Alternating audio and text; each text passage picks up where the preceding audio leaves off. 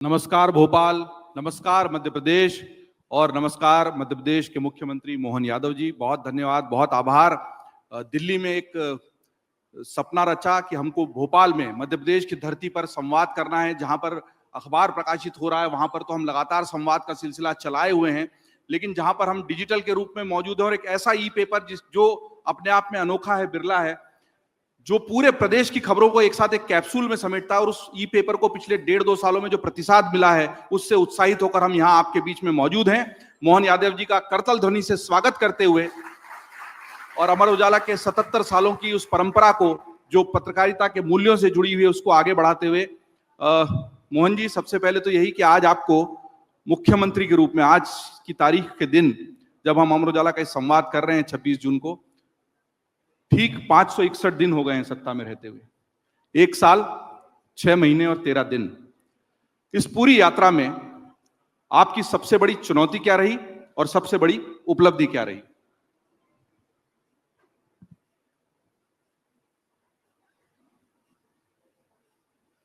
मैं अब इस बारे में मेरे से पूछने के बजाय प्रदेश के लोग जानते हैं कि जो बन सका वो जरूर किया है और कुछ अच्छा बनने का और संकल्प किया है। मैं इतना ही बोलना चाहूँगा, जिसके भरोसे से मध्य प्रदेश के लोग भरोसा कर रहे हैं।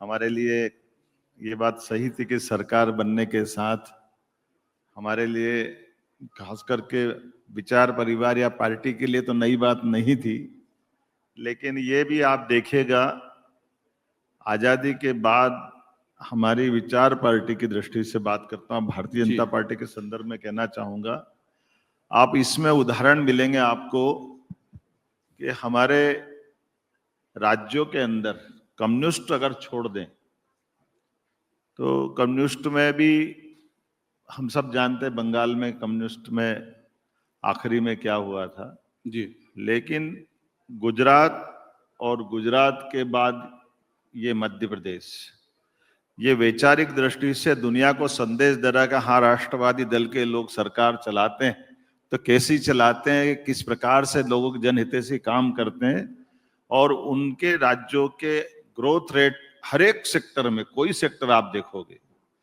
उसमें वो उच्चतम स्थान पर जाते हैं और सच्चे अर्थों में लोकतंत्र की स्थापना भी करते हैं।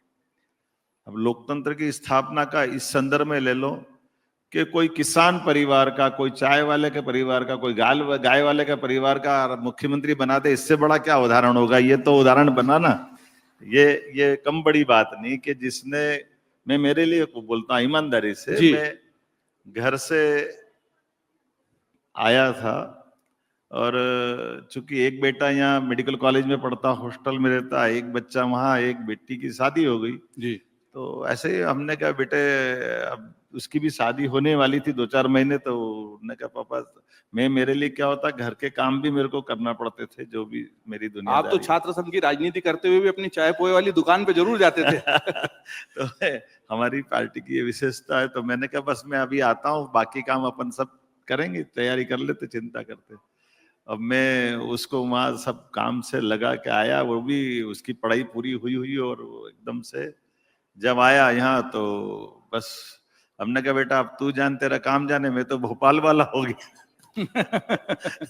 सच मानो उसको मेरे को बाद में उसके विवाह की और इस सब बातों के बाद में अभी 1-2 बार उसकी आंखों में आंसू आ गया कि ये कौन सा चक्कर है कि मैं अभी तो मैंने कुछ देखा ही नहीं था, शादी भी हुई लेकिन काम धंधा भी मुझे ही करना, सारी खेती बाड़ी भी करना।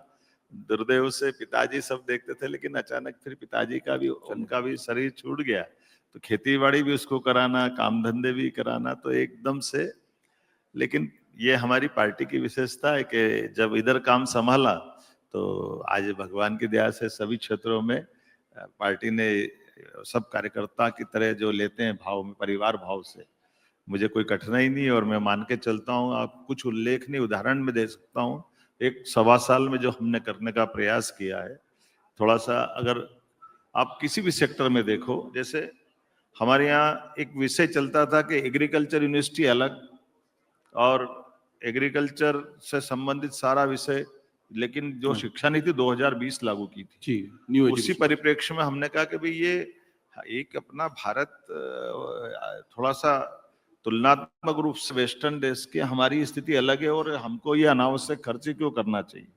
तो मुझे इस बात की संतोष है कि आज हमने अपने विश्वविद्यालयों में जो सामान्य विश्वविद्यालय वहां कृषि संकाय खोल करके 16 में से 10 से ज्यादा विश्वविद्यालय में एग्रीकल्चर पढ़ाने चालू कर दिए। ये अपने आप में बड़ा एक निर्णय था, क्योंकि हमारे यहाँ पहले जवाहरलाल यूनिवर्सिटी और एक राजमाता सिंधिया यूनिवर्सिटी, ये दो, एक लक्ष्मीबाई यूनिवर्सिटी, ये इनके माध्यम से ही पढ़ाते थे। अभी हमने नया प्रयोग किया कि मेडिकल कॉलेज, तो मेडिकल कॉलेज में हर मेडिकल कॉलेज के लिए अलग से हॉस्पिटल बनाओ, उसका कैंपस बनाओ, जरूरी नहीं। जो गवर्नमेंट हॉस्पिटल है उस गवर्नमेंट हॉस्पिटल को प्रैक्टिकल के लिए दे देंगे और हमारे द्वारा जो जमीन उसकी है वो 1 रुपए में दे देंगे। जो मेडिकल कॉलेज बनाने वाला बनाए तो हमारे 1500 करोड़ रुपए अलग बच जाते हैं, लेकिन जो नीचे तक मेडिकल कॉलेज के माध्यम से चिकित्सा की सुविधा मिलेगी। मैं गारंटी से कह सकता हूं पूरे देश में एकमात्र राज्य मध्य प्रदेश है जिसने इस प्रकार से अपने मेडिकल कॉलेज खोलने का निर्णय किया, जिसके आधार पर 2 साल के अंदर 50 मेडिकल कॉलेज हमारे खुल जाएंगे, हर जिले तक जाने की हमारा संकल्प पूरा हो जाएगा। ऐसे कई प्रयोग किए। ये उदाहरण के लिए इंडस्ट्रियल बेल्ट है। अब आप बताओ 1956 में ये भोपाल बना। भोपाल तो पहले से बना लेकिन राजधानी बना, लेकिन बड़ा अटपटा लगता है कि 40 साल से हमारा यूनियन कार्बाइड का कचरा पड़ा था, वो कचरे को कोई हाथ लगाने को तैयार नहीं। 9 साल से हमारे प्रमोशन के मामले अटके पड़े थे, उनमें हाथ डालने को तैयार नहीं। बीआरटीएस में कोई क्या होता भगवान जाने। वो बीआरटीएस मेरे तो आते 8 दिन में हटाओ भैया बीआरटीएस, ये कहाँ चक्कर में पड़े।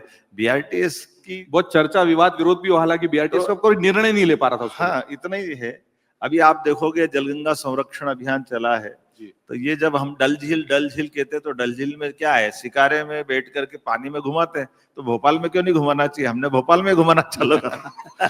जी, इसी में हमने कहा कि भाई अभी तो आज तो हमने 10 शिकारे टूरिज्म से मंगा लिए हैं, 20 मंगा करके भविष्य में शिकारों में ही माहेश्वरी साड़ी, चंदेरी साड़ी, दूसरी सामान बेचना खरीदना। आप भी घूमते घामते लो, सब्जी मार्केट जैसा सब्जी मार्केट जो डल झील में होता वो सब अपने भोपाल झील में हो सकता है। बहुत बढ़िया। तो जैसे शिकारों में कश्मीर की केसर बिकती और अखरोट बिकता, वैसे भोपाल के शिकारों में महेश्वरी और चंदेरी साड़ियां बिकेंगी। अमर उजाला संवाद के मंच से एक बड़ी बात आपने कही। आप इसमें क्या है, छोटी सी तो बात है। नहीं, ऐसे सपनों की बातें बहुत होती है, पर जब साकार होते हैं। अब मैं आपको बता रहा हूँ कि उदाहरण के लिए सिंगरौली, अब सिंगरौली हमारा बनारस के पास चला गया जी। अब रीवा सिंगरौली भौगोलिक दृष्टि से भोपाल मध्य प्रदेश बहुत बड़ा इलाका है, बहुत बड़ा भौगोलिक। ऐसे में जब मैं सिंगरौली गया तो उन्होंने कहा भाई हमारे लिए तो रेल से भी जाए तो 18 घंटे लगते हैं, गाड़ी घोड़े से भी जाए तो बहुत दूर पड़ता है। तो हमने कहा कोई बात नहीं, अपन टूरिज्म से हमने अपना वेंचुरा जैसा, मैं आया था तब टूरिज्म में, तब अपना प्लेन चालू किया था। अभी हमने अपना प्लेन चालू करा दिया था, स्टेट स्तर पे प्लेन चालू करा देना, ये हमारा अपना इसी प्रदेश के अंदर हो गया। पीएम श्री एयर एम्बुलेंस, सड़क पे चलने वाली एम्बुलेंस तो देश भर में चलती है, लेकिन इतने बड़े राज्य के अंदर कोई घायल पड़ा है और उस घायल को हॉस्पिटल ले जाते, लगता है कि उसको और कहीं ले जाना पड़ेगा तुरंत बड़े हॉस्पिटल तक, तो पहुंचाने के लिए क्या करें? तो हमने कहा एयर एम्बुलेंस लाओ, उसमें क्या दिक्कत है। तो जहां हेलीपैड है वहां तो हम अपना हेलीकॉप्टर पहुंचा देते हैं, जहां एयरपोर्ट है वहां प्लेन पहुंचा देते हैं। ऐसे एक नहीं बहुत सारी बातें बता सकता हूँ। जी, निश्चित तौर पर 561 दिन है और उसमें अगर आपके पास उपलब्धियां इतनी है कि शायद हमारे संवाद के मंच का समय कम पड़े, तो मैं अगले सवाल की तरफ चलता हूं। कुछ 2 सवाल मैंने अलग सोचे थे, लेकिन आपने बात में एक तो मेडिकल कॉलेजेस की बात कही और एक भोपाल की बात कही, क्योंकि भोपाल में ही बैठे हैं। प्रदेश का जो पहचान है पूरे देश में, वो हृदय प्रदेश के रूप में, क्योंकि हम मध्य में स्थित हैं तो मध्य प्रदेश है। और हमारे संवाद के सत्र का नाम जो मुख्यमंत्री जी के साथ है, उसका नाम भी है देश के दिल की बात, क्योंकि हम देश के दिल में बसते हैं, देश के दिल में मध्य प्रदेश है। तो भोपाल को लेकर एक दिलचस्प सवाल इस दिनों फिजाओं में तैर रहा है कि जिस भोपाल की सड़कें, जिस इंदौर की सड़कें, यहाँ का विकास, यहाँ की आधारभूत संरचना, यहाँ की मेट्रो चर्चा में है, उसी भोपाल का एक ओवरब्रिज भी बहुत चर्चा में, जो 90 डिग्री पे मुड़ जाता है। अरे भैया, तो ये कैसी इंजीनियरिंग हो गई भोपाल में भाई साहब? एक मिनट जरा मेरी बात तो हो जाने दो। जी। वो 2022 से बन रहा था, मेरे आने के बाद तो अभी उसका लोकार्पण भी नहीं हुआ। और आप ये तो मान के चलते हो कि निर्माण कार्य में कोई भी गलती अगर होती है तो दुरुस्त की जा सकती है। अभी कहाँ लोकार्पण हुआ? हमने कहा दुरुस्त करो भाई, गलत हो गया तो क्या हो गया, करना चाहिए कि नहीं करना चाहिए? ज्यादा तकलीफ है तो तोड़ के बनवा देंगे, उसमें क्या है? गलती हुई तो सुधार देंगे। अगर ऐसा ध्यान दिला दे, यही तो लोकतंत्र की खूबसूरती है। गलत हो गया तो समाज ने बताया तो सुधार लेंगे। हम कहा छोटे बाप का, हम तो बड़े बाप के नहीं, छोटे बाप के ही सही भैया, मान लो हमारा क्या करना है। हो गई गलती, हो गई साहब, भगवान तो है नहीं। ये इंजीनियर ने कर दी, कि रेलवे ने करा दी, कि किसी ने ठेकेदार ने कर दी, जिसने भी करी उसको सजा भी दे देंगे, मना भी नहीं। देखिए, जैसे अचानक ओवरब्रिज पे आए हुए 90 डिग्री के मोड़ से बचने की कला मोहन यादव जी को आती है, वैसे राजनीति में आए हुए अचानक से 90 डिग्री के मोड़ से बचने की कला भी मोहन यादव जी को बहुत अच्छे से आती है। उस मोड़ से बचते हुए कैसे दूसरे मोड़ पे चले जाना, ये बहुत दिलचस्प बात समझ में आई। मैं दूसरा मेडिकल, आप ये भी तो बताओ कि आप ये अमर उजाला का उजाला जाने कहाँ फैलाओगे? मैं सीधे साधे रास्ते पे चल के काम करूंगा। सब जगह फैल रहा है, सब जगह लाइव है, हमारे जितने चैनल हैं और बहुत सारे जो टीवी के सहयोगी हैं वहां पर भी ये प्रसारित हो रहा है।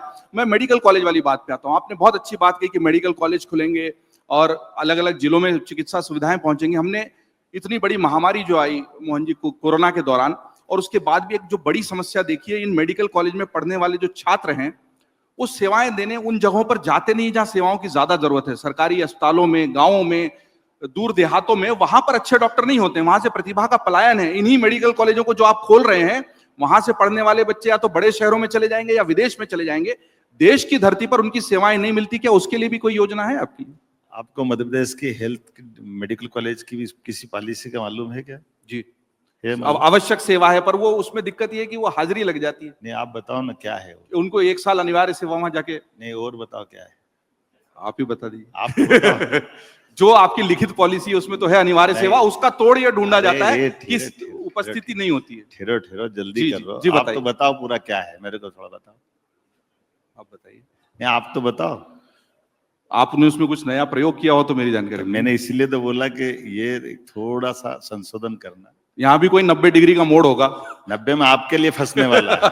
अच्छा ठीक है, बताइए। हमारे एकमात्र राज्य मध्य प्रदेश है पूरे देश में जो हमारे मेधावी विद्यार्थी जो हाई सेकेंडरी के बाद पास होकर निकलते हैं, अगर उनके पास फीस भरने के पैसे नहीं है, पूरे पैसे सरकार भरती सारे मेडिकल कॉलेज में डॉक्टर हम बना रहे हैं अपने राज्य के लिए, और उससे ये उदाहरण दे रहे हैं पूरे देश के लिए, क्योंकि आमतौर पर मेडिकल कॉलेज में बड़ी फीस भरने के लिए जो लोग आते हैं, जो आप कह रहे हो, तो वो जिस राज्य से आते हैं वहां चले जाते हैं, लेकिन हमने हमारे राज्य के सारे कॉलेजों के लिए फीस पूरी सरकार भर रही है। और उतना ही नहीं, एक बच्चे के लिए 50 लाख, 75 लाख, 1 करोड़ भी भरना हो तो प्रत्येक बच्चे की फीस स्टेट गवर्नमेंट भर रही।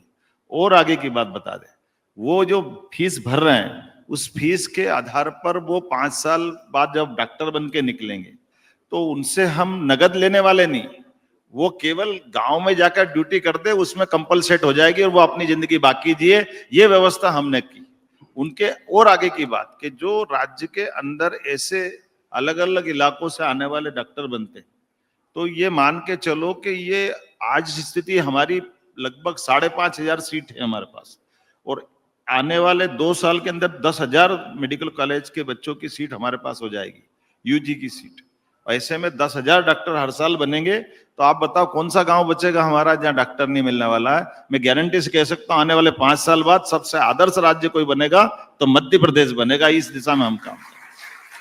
उम्मीद करते हैं कि मध्य प्रदेश ऐसा आदर्श राज्य जल्दी बने। एक और ऐसी योजना, आपकी 2 बड़ी योजनाओं की मैं बात करना चाहूंगा, एक विकास से विरासत की और दूसरी ऐसी योजना जो आपके समय से नहीं, भाजपा सरकार के समय से ही चर्चा में रही और उस मॉडल को पूरे देश के चुनावों के दौरान चर्चा में लाया गया और उसको लागू भी किया गया। लाडली लक्ष्मी योजना जो मध्य प्रदेश की है, जिसकी वजह से चुनाव में बहुत चर्चा रही, और 1,250 रुपए दिवाली तक की बात हुई, फिर 3,000 भी। तो ये 3,000 रुपए कब तक होने की है, क्योंकि आपने अभी हाल ही में इसकी घोषणा भी की थी? देखिए, हमारी घोषणा पत्र 5 साल के लिए होता है, संकल्प पत्र जो हमने लिया था, और उस संकल्प पत्र के आधार पर हमारे चुनाव में 2023 का चुनाव जीते तब 1,000 दिया था, जब 24 आया तो 250 बढ़ा दिया, अभी 25 से वापस दिवाली पे हम 1,500 कर देंगे, रक्षाबंधन के 250 अलग देने वाले हैं। तो ये हमारे 1,500 रुपया इसी महीने, इसी साल चालू होगा। ये 25 है, फिर 26 हमारे सामने है, 27 हमारे सामने, 28 हमारे सामने। चिंता मत करो, 3,000 तो देंगे से आगे की बात भी कर लेंगे, और जो देना होगा उससे भी आगे बढ़ा देंगे। जितनी लाडली लक्ष्मियां इसको देख सुन रही होंगी लाइव, और आगे भी अमर उजाला पर इसका अलग से वीडियो बनेगा, तो मेरे ख्याल से वहां से भी ताली बज रही होगी। इस योजना ने एक अलग तरह की चुनावी संकल्पना और एक अलग तरह का राजनीतिक विमर्श भी ये रचा एक है। बात जरूर इसमें संशोधन करना चाहूंगा, कभी कभी जाने अनजाने हमारे में से ये विषय निकल जाता है।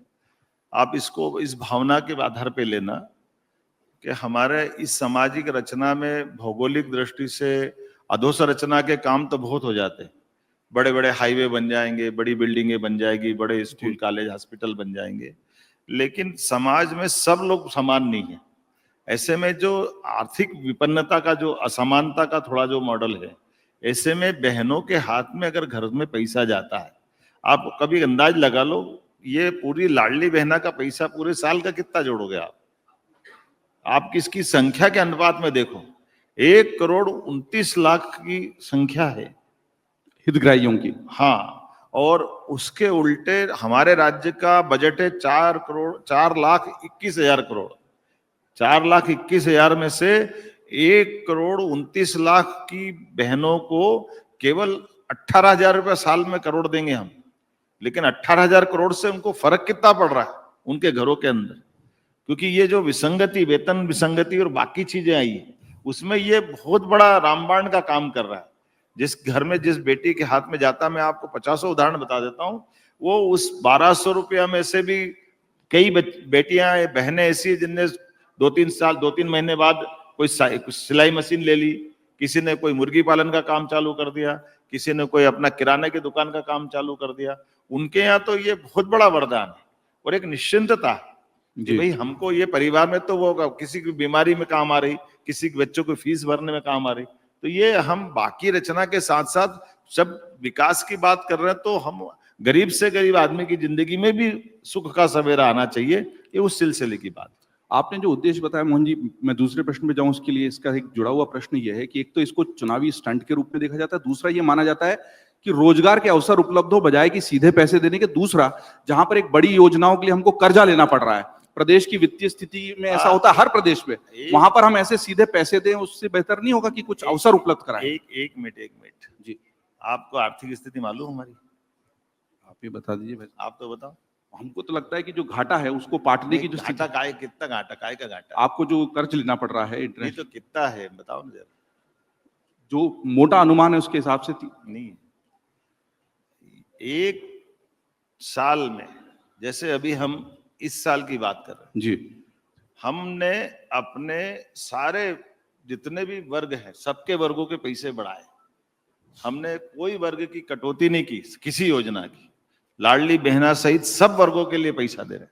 और उल्टा जो हम बाजार से उठा रहे हैं, वो बाजार से 10% राशि मैचिंग ग्रांट लेना, बैंक के जैसे आप फाइनेंस कराने जाओगे जी, तो 90% बैंक फाइनेंस करती है। हम उल्टा कर रहे हैं, हम केवल 10% लेकर के 90% अपने पास से, वो भी मूलभूत इंफ्रास्ट्रक्चर के लिए, उसको हम अपने वेतन और दूसरे टेम्परेरी खर्चे में काम नहीं कर रहे।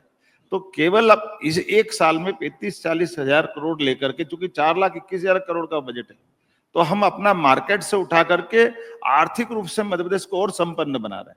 पूरा सब मिला करके हमारा पूरे राज्य के ऊपर केवल 4 लाख करोड़ का हमारे पास कर्ज है, लेकिन इस कर्ज की तुलना में हमारी जो ग्रोथ रेट है वो भारत सरकार के मापदंड के अनुसार है और उसके अंदर है, बाहर नहीं। 20% से ज्यादा जो ही होना चाहिए। 3%, 20 नहीं जी, 3% से कम हमारी आज की स्थिति में बाजार से जो वित्तीय तरलता की जो पोजीशन चाहिए वो है। तो ऐसे में हमको वो टेंशन बिल्कुल नहीं है। इसीलिए आप अंदाज लगा लो कि पानी से लगाकर बिजली तक, आप बिजली पूरे देश में, बिजली आप बंगाल में जाओ 12-14 रुपए यूनिट उनके हिसाब से वो उठाते हैं।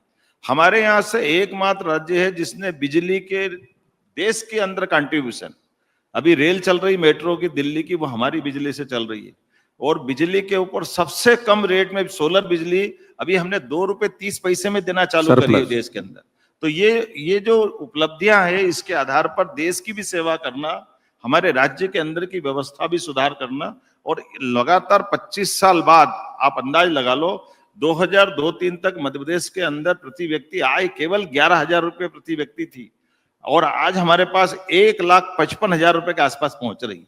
इसका कितना अंतर आया? 2002-3 तक गेहूं 500 रुपए क्विंटल, ये 1956 में मध्य प्रदेश बना, तब उस समय 94 रुपए क्विंटल था। और ये जब दिग्विजय सिंह जी की सरकार गई, आखिरी में उनने 55 साल में केवल 500 रुपए क्विंटल पे छोड़ा है, तो 400 ही बढ़ा है उनका। और हमने 2003-4 की तुलना में अभी 2600 रुपए क्विंटल खरीदा, 2000 रुपए क्विंटल 20 साल में बढ़ाया, और उनने 55 साल में 500 भी नहीं बढ़ाया। तो ये उनके काम करने के तरीके और ये हमारे काम करने के तरीके, हमारे सभी पूर्ववर्ती मुख्यमंत्रियों ने काफी काम किया। और ये गुजरात में हुआ, जो मैंने आपसे प्रारंभ में बात की कि भारतीय जनता पार्टी के लोग जब सरकार चलाते हैं तो सुशासन किसको कहते हैं, राम राज्य कैसे आता है, भारत को आगे बढ़ाना तो राज्यों का कंट्रीब्यूशन कैसे होना चाहिए, इसी प्रकार के बड़े बड़े टारगेट लेके चल रहे हैं। तो इसका मतलब यह है कि जो लाडली लक्ष्मी और लाडली बहना है वो सारी जो हैं आराम से रह सकती हैं, कि उनको किसी भी तरीके से 3,000 रुपए तो मिल ही जाएंगे, और उससे ज्यादा का भी इशारा आपने कर दिया है। और कर्ज का बोझ चाहे वो 4 लाख करोड़ का भी इतना बड़ा नहीं है कि उसको हम सहन नहीं कर सकते। आगे बढ़ता हूं, आपका एक और बड़ा संकल्प है विरासत से विकास का। विरासत से विकास में आपने 2 महत्वपूर्ण संकल्प हाथ में लिए हैं। एक तो आप चूंकि उज्जैन से आते हैं, महाकाल की नगरी से आते हैं, और अभी हमने शुरू में जो स्वस्ति वाचन सुना वो उज्जैन से ही महाकाल की नगरी से पधारे हुए जो पंडित जी लोग हैं, एक बार उनके लिए थोड़ी ताली भी बज जाए। बेचारे सुबह 4:30 बजे उज्जैन से चलकर यहाँ पर हमारे बीच आए, और हमारी परंपरा के अनुरूप हमने स्वस्ति वाचन से शुरू किया। विक्रमादित्य जी का आपने एक कोशिश की कि उस खोई हुई विरासत का फिर से प्रतिष्ठित हो, उनकी जानकारी पहुंचे। और दूसरा, देवी अहिल्याबाई को लेकर आपने अभी राष्ट्रीय स्तर पर 300वीं जयंती को लेकर बहुत सारे कार्यक्रम किए। 2 प्रश्न हैं कि इसको लेकर आगे की योजना, दूसरा क्या सचमुच आज की राजनीति में जिस तरह की राजनीति आप देख रहे हैं, इन दोनों का जो सुशासन था, इन दोनों का जो स्वच्छता थी, शुचिता थी, वो भी स्थापित हो पाएगी कि केवल उस विरासत का हम महिमा मंडन ही करेंगे? थोड़ा सा इसमें फिर मैं आपसे संशोधन कराता हूँ। आपने 2 नाम बताए, विक्रमादित्य और अहिल्या माता का, अभी 2 नाम और छोड़ दिए जी। रानी दुर्गावती हमने सबसे पहली कैबिनेट जबलपुर में जाके की थी। रानी दुर्गावती वो महारानी थी जो गोंडवाना की रानी थी, और ये थोड़ा दुर्भाग्य है, झांसी की रानी को सुभद्रा कुमारी चौहान जैसी कवियत्री मिल गई, तो वो पाठ्यक्रम में खूब लड़ी मर्दानी, वो तो झांसी वाली रानी है, पूरे देश और दुनिया समझ गई। लेकिन दुर्भाग्य से रानी दुर्गावती जी को कोई ऐसी कवियत्री नहीं मिली, तो उनके उस जीवन के ऊपर जो उजाला आना चाहिए था, वो उजाला, वो प्रकाश उनको नहीं मिला।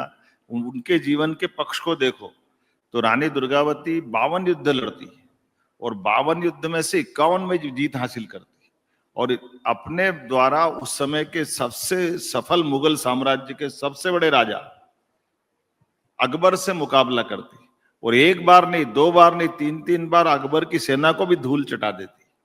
और उसके शासन करने की जो पद्धति थी, 36,000 से ज्यादा गांव उसके बेल्ट में थे, और ये वर्तमान का छत्तीसगढ़ राज्य और हमारा ये गढ़ मंडला से लगा करके दमोह तक का पूरा साम्राज्य रानी दुर्गावती के पास था। और रानी दुर्गावती ने न केवल युद्ध में, बल्कि कला, कौशल, जल संरचनाएं, मनुष्य की जीवन की बेहतरी, सभी क्षेत्रों में काम की। और आखिरी में भी जब वो 52वें युद्ध में गई, तो ये हमारे लिए दुर्भाग्य की बात है। रानी ने कहा था कि रात में भी युद्ध करो, तो चूंकि अब जैसे थोड़े लोग मिल जाते हैं ना चाटुकार टाइप के भी, या थोड़े, तो रानी से कहा कि रानी आप तो साक्षात दुर्गा हो, कभी आप हारती नहीं हो, आप तो ये हो जाएगा, हम सब कर लेंगे, निपट लेंगे। रानी ने कहा था नहीं, ये 52वां युद्ध थोड़ा चुनौती वाला है, पहली बार तोप का प्रयोग हो रहा है, अकबर पहली बार तोप का प्रयोग कर रहा है, ये हमारे लिए वर्तमान की दृष्टि से माननीय मोदी जी को धन्यवाद दो जोरदार पहले तो इस बात के लिए, जिन्होंने, जो दुर्गावती जी के समय कमजोरी रह गई थी कि उनने बाकी चीजों में तो बहुत काम कर दिया, लेकिन नवाचार की दृष्टि से नए हथियार जो आ रहे हैं उनको सेना में लाना चाहिए, उनको संभालना चाहिए, नहीं कर पाए, इसलिए तोप उनके यहाँ पहली बार देखी गई। और तोप को आने से हाथी, घोड़े, जो दुर्गावती की बड़ी ताकत थी, इनके अंदर उसका उल्टा प्रभाव आया, जैसा होता है। तो तोप के कारण से अपने हाथी अपने नुकसान कर गए, और रानी ने कहा था कि मैं किसी हालत में अपने जीते जी दुश्मनों के हाथ में पकड़वाना नहीं चाहूंगी, युद्ध अगर हार जाऊं तो अपने सैनिक से कहती आखिरी समय कि ये तुमको खंजर देती हूँ, और कोई कारण से अगर मैं युद्ध में हारने की स्थिति में तो खंजर भोग देना। रानी, जैसे मैंने कहा कि रात का युद्ध चाह रही थी कि उन्होंने कहा तोप ऊपर चढ़ जाएगी, नुकसान करेगी, लेकिन नहीं माने, सबने कहा नहीं, आप तो रानी आप हरा दोगी, नीचे रहने दो, अपन तो आराम से कल देखेंगे। और रिसा हुआ दुश्मन ने तोप ऊपर पहुंचा दी और युद्ध आमने सामने का चल रहा था। और आमने सामने के युद्ध में एक तीर रानी की आंख में लगता है, दूसरा आंत में लगता है, वो डपट के अपने सैनिक से कहती है, लगता है कि युद्ध हाथ से जा रहा है और हारने की स्थिति में पहुंच रही। तो सैनिक से कहती कि जरा तेरे को क्या आदेश दिया था। सैनिक उठ के पैर पड़ता है कि मैं तो आपको मां समान मानता हूं, मैंने जीवन में आपका अन्न खाया है, ये मेरे बस की बात नहीं। तो रानी दुर्गावती उससे खंजर छीनती है और अपने सीने में घोंपती है, अपना प्राणांत करके भारत माता की जय होती। ये जो अपना गौरवशाली अतीत, हमने उनको याद किया। राजा भभूत सिंह पचमढ़ी के पास अंग्रेजों से 1857 में उनने पूरे देश में भारत को अंग्रेजों ने इंग्लैंड में मिलाने की घोषणा कर दी, लेकिन उसके बाद भी 3 साल तक काय काय से युद्ध किया है। कोई अभी कल्पना कर सकता है कि मधुमक्खी या सांप से भी युद्ध कर ले? पचमढ़ी की इस पहाड़ियों के अंदर ये अतीत के कई घटनाक्रम कि युद्ध करते करते उनके पास सैनिक कम है तो जहां जहां मधुमक्खी के छत्ते लगे अंग्रेजों की सेना को घुमाते घुमाते वहां ले जाते और बजाय तीर उनको यहाँ मारने के ऊपर मार करके अंग्रेजों की सेना को हरा। ऐसे बड़े बड़े जितने नाम है विरासत से विकास में, उन सबका इतिहास हम लाने का प्रयास कर रहे हैं। इसीलिए ये जो विरासत से अपने अतीत की, और अभी तो अटल जी का जन्म शताब्दी वर्ष, अभी हमने घोषणा की है ये 100वीं जन्म शताब्दी में अभी विरासत से विकास में अटल जी के नाम पर कैबिनेट हम करने वाले ग्वालियर के अंदर। ये जो प्रधानमंत्री सड़क का अटल जी का ये योगदान, गांवों के अंदर पहली बार सड़क जाकर के जो गांव की दृश्य बदला है, ये वाकई अटल जी का बहुत बड़ा योगदान है। जोरदार अभिनंदन करें अटल जी के लिए। हम प्रधानमंत्री भारत रत्न अटल बिहारी वाजपेयी जी के लिए। और अब तो और आनंद तब बढ़ जाता है कि आज के दौर में तो मोदी जी ने, हमको मालूम है कि अगर हवाई एयर स्ट्राइक कहीं से हुई थी तो ग्वालियर की धरती से तो सुख ही उड़े थे, अभिनंदन यहीं से उड़ा था और पाकिस्तान को धूल चटाई थी। तो वो गौरवशाली इतिहास को जीवंत करेंगे। तो ये कोशिश कर रहे हैं कि विरासत के सारे घटनाक्रम को समेटते हुए, और जब हम किसी जगह कैबिनेट करते हैं तो विरासत की उस विकास की बातों में उन सारी बातों को भी जोड़ने का प्रयास करते हैं, जिससे वो क्षेत्र के अंदर अपनी सरकार तो, अपनी कैबिनेट तो हर महीने एक मंगलवार को होती 5 हो जाती है, लेकिन इस कैबिनेट को इसका आनंद कब बढ़ जाता है जब ये अहिल्या माता के नाम पर इंदौर में जाके करते हैं और मेट्रोपॉलिटन इंदौर उज्जैन की बनाने की बात करते हैं। तो उस निर्णय के ऊपर कितना आनंद आता है क्षेत्रवासियों को। जब ये रानी दुर्गावती के क्षेत्र में जाके करते हो, रानी दुर्गावती के नाम पर वहां बहुत सारे काम की घोषणा होती है। राजा भभूत सिंह के नाम पे जब करते हैं पचमढ़ी में, तो वहां का अभ्यारण्य राजा भभूत सिंह के नाम पे कर देते हैं, मांडव में भी किया। तो ये जो आनंद है, इसको सरकार के चलाते चलाते सरकार का कोई अलग से खर्चा नहीं लग रहा है, लेकिन उस क्षेत्रवासियों के लिए वो कितनी गौरवपूर्ण और अभिमानपूर्ण आनंद की घटना है, उसको बढ़ाने के लिए प्रयोग भी हमारे चलते हैं। हम उम्मीद करते हैं कि ये केवल प्रतीकों को छूने की प्रक्रिया के बजाय उस सुशासन को, उस समय की उस गौरवशाली परंपरा को भी राजनीति में लाए, उस शुचिता को भी लाए जिसको लोग सोचते हैं कि आज की राजनीति में कम दिखाई देती है। आप उज्जैन से आते हैं, महाकाल की नगरी से आते हैं, और वहां पर एक बड़ी तैयारी अब हो रही है सिंहस्थ की। मैं जानता हूं कि बड़ा कार्यक्रम है मीसाबंदियों का। एक आपातकाल का भी प्रश्न था, वो मैंने रखा है बाद में, तो उस पर आपसे पूछूंगा। 1-2 सवाल और हैं, उसके बाद कुछ हम पर्यावरण प्रेमियों का सम्मान करेंगे, उतना ही आपका और समय चाहिए। सिंहस्थ को लेकर एक बड़ी बात ये आती है कि आप तो खुद उज्जैन विकास प्राधिकरण के अध्यक्ष भी रहे हैं, उस समय भी बहुत सारी संरचनाएं बनती है आधार, वो केवल उस समय बनती, फिर 12 साल बाद वो उतनी उपयोगी नहीं होती। लॉन्ग टर्म के लिए इसमें कोई ऐसी सोच नहीं है कि वो ऐसा विकास हो जो स्थायी हो, जो रहे। केवल सिंहस्थ के समय वो विकास, उस पर करोड़ों का बजट, वो खर्च होके वो खत्म हो जाए और बाद में फिर उज्जैन उस आधारभूत विकास के लिए बाद में राहत तके या तरसे। मैं आपसे सहमत हूं, इसीलिए मैं इस बार आपको आश्वस्त कर सकता हूं, इस वर्ष सिंहस्थ जो मनेगा, सिंहस्थ के माध्यम से केवल उज्जैन नहीं, केवल मध्य प्रदेश नहीं, ये भारत के गौरव का स्थान बनेगा, ये पक्की बात कर सकता हूं। इतना अद्भुत बना, कोई काम टेम्परेरी नहीं करा रहे, सारे काम परमानेंट करा रहे हैं।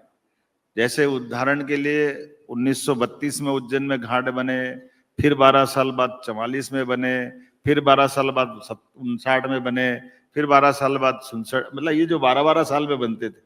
अब की बार हमने उज्जैन में 30 किलोमीटर के घाट बनाए, बार-बार का झंझट ही नहीं, एक ही बार में बना दो, ताकि हमारे यहाँ से एक दिन में 24 घंटे के अंदर 5 करोड़ लोग स्नान कर सकें उज्जैन में। ये हम प्रबंधन उज्जैन के लिए कर रहे हैं।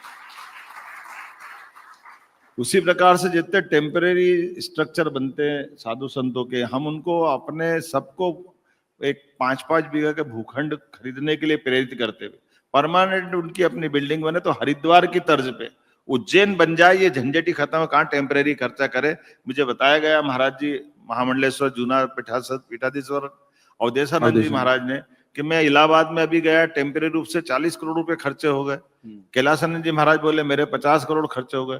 तो 2-2 महीने के लिए इतने इतने पैसे खर्चे होते, तो दर्द तो अपने सबको होता, उनको भी होता, सब उखड़ जाता है वो तो बात में। हमने कहा इसकी जरूरत नहीं महाराज जी, अब तो आप एक बार करना और बाद में पीढ़ियां उसमें उपयोग करती रहेगी, ये प्रबंधन हमारी तरफ से होने शिप्रा जी वाला है। बैठी वहीं थी कुंभ में, फिर सब तंबू उखाड़ने पड़े और उसके लिए गाड़ियां बुलाना भी खर्चा है।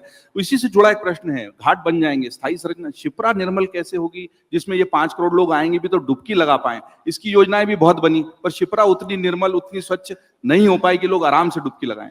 आपका दोहरा जब हो ना और मध्य प्रदेश हो, तो मैं माफ करना एक बात बोलूं, जी जी थोड़ा होमवर्क करके आया करो। जरूर। मैं तो जब भी गया सिंहस्थ में यही शिकायत सबसे बड़ी रही। तो सुनो, अभी तो शिप्रा उतनी मैंने इसीलिए तो बोला। जरूर। आप आए मेरी सरकार बनने के पहले आए, सरकार बनने के बाद की जानकारी आप नहीं बता है। दीजिए। मैं जानकारी दे रहा हूँ। 2 तरह से हमने काम किया है छिपरा जी के लिए। जैसे आपने ठीक प्रश्न उठाया कि छिपरा जी का जो प्रवाह है, जो जल आता है, तो छिपरा जी के ऊपर कोई ग्लेशियर नहीं, कोई बर्फ का पहाड़ नहीं है, कोई बड़ा झरना स्रोत नहीं है। परमानेंट। तो बारिश के समय बारिश में आने वाली नदी ही हमारी बरसाती नदी है। इसलिए अब हमने एक प्लान बनाया कि छिपरा जी के जल को संग्रहण करने के लिए हमारे द्वारा एक बरसात के समय, यही जुलाई अगस्त में जब बरसात में पानी के बाढ़ के रूप में रहेगा, तो उसी समय पानी लिफ्ट करके एक बड़ा तालाब है सिलार खेड़ी का, उस सिलार खेड़ी के अंदर सारा पानी स्टोर कर लेंगे और वो अप स्ट्रीम में, और डाउन स्ट्रीम में बाद में जैसे ही हमारा ये सितंबर अक्टूबर बरसात का समय चले जाएगा, तो स्लोली स्लोली नदी में पूरे समय पानी छोड़ करके पूरा प्रवाह कर देंगे। ये प्रबंधन का टेंडर भी करा दिया, भूमि पूजन भी करा दिया, और मुझे इस बात की प्रसन्नता कि 40% ज्यादा काम हो भी गया हमारे यहाँ उज्जैन के अंदर छिपरा जी को ले। और ये तो जल है। अब इसकी जो दूसरी एक कमजोरी थी, इंदौर से आने वाला कान नदी का पानी, जिसको खान नदी भी बोलते हैं, वो पूरा इंदौर का पानी हमारी छिपरा जी को खत्म करता था और वो पूरा नाले में बदल चुका है। तो हमने उसको उज्जैन से 30 किलोमीटर दूर पूरे के पूरे पानी को, कभी आप देखोगे, एक आपकी शूटिंग करा सकते, इतनी बढ़िया किशन भैया है यहाँ बैठे हैं, कभी आप देखना रवि किशन जी, नदी को नीचे ले गए हम 100 फीट नीचे, पूरी नदी की नदी धारा 100 फीट नीचे, और उसको अंदर से निकाल करके दूसरी नदी गंभीर तक मिलाना 30 किलोमीटर दूर, और ऊपर किसान खेती कर रहे हैं, आराम से मकान बना के रह रहे हैं, उनको कोई फर्क नहीं पड़ रहा है, ऐसा गड्ढा करके नीचे के नीचे। और नदी की धारा इतनी चौड़ी है कि 2-2 ट्रक अंदर ले जाओ, साथ में आराम से घुमाओ फिराओ, तो भी फर्क नहीं पड़ने वाला। ये स्ट्रक्चर उज्जैन में, और इसका भी 40% ज्यादा काम हो गया। ये एक एक काम ये सारे लागू हो गए। अच्छी बात है मुख्यमंत्री जी, आपने होमवर्क की बात की, मैंने इसलिए पूछा कि इसका पिछले सिंहस्थ में नर्मदा शिप्रा संगम की भी कोशिश हुई। मैं सहमत हूँ। हाँ। उसमें क्या हुआ कि नर्मदा जी का पानी छोड़ा, लेकिन ये खान नदी का पानी जो हाँ, आया, तो मैं इसीलिए वहां तक गया था कि वो हुआ नहीं। तो ठीक है, तो उसका हमने पूरा, मैं इस पे आता हूं क्योंकि अब आप जाएंगे मुख्यमंत्री आवास में, मीसाबंदियों का बड़ा कार्यक्रम है और आपने सबको बुलाया है। 50 साल आपातकाल के आप याद दिला रहे हो, भाजपा ने पूरे देश में सबको याद दिलाया।